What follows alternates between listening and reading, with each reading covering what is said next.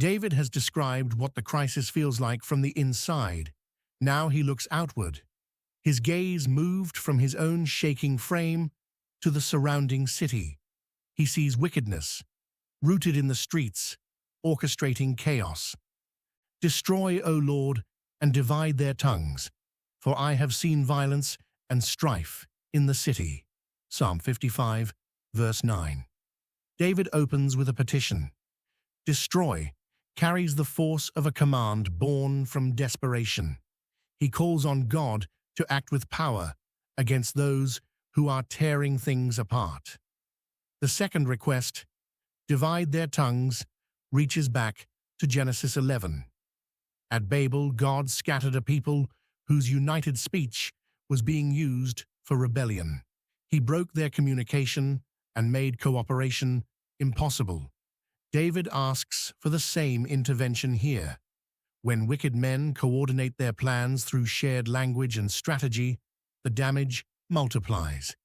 David asks God to break that coordination and to scatter their counsel.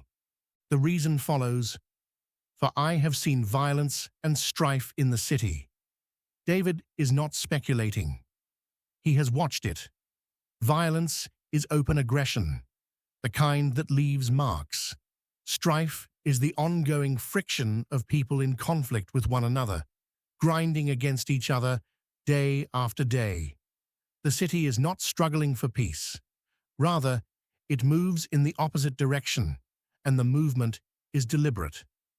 Day and night, they go about it upon the walls thereof. Mischief also and sorrow are in the midst of it. Psalm 55, verse 10. The picture here is of watchmen on the city walls. But these are not men keeping guard against an outside enemy.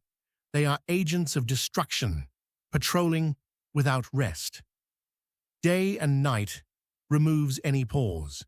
There is no moment when wickedness sleeps. It circles the city like a predator working the perimeter of a camp. Mischief also and sorrow are in the midst of it.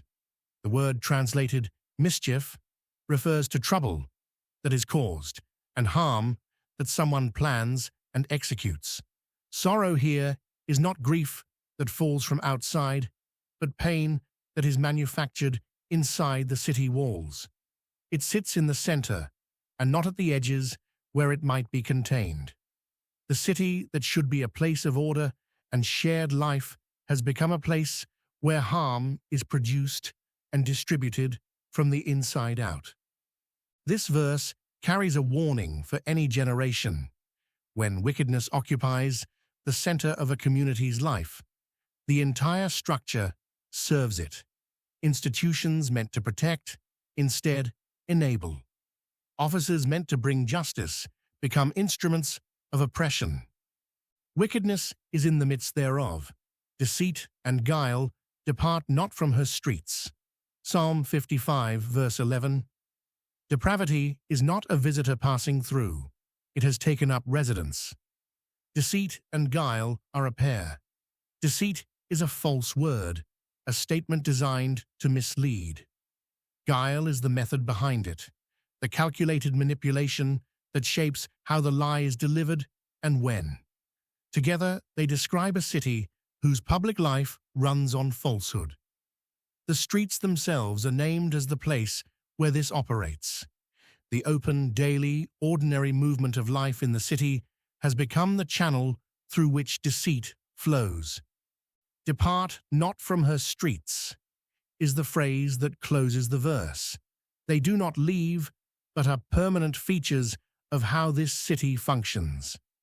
David is not describing a terrible week. He is describing a settled condition, a city that has organized itself around dishonesty and calls it normal.